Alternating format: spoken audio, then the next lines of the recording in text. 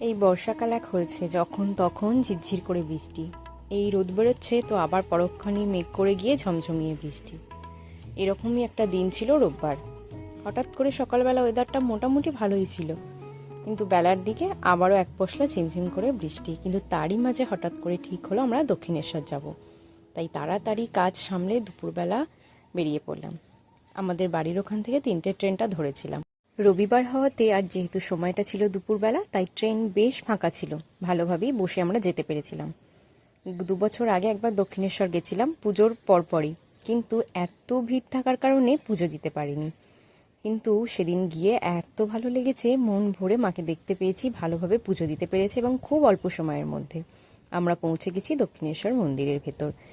এখানে গেলেই যেন আলাদা একটা শান্তি লাগে।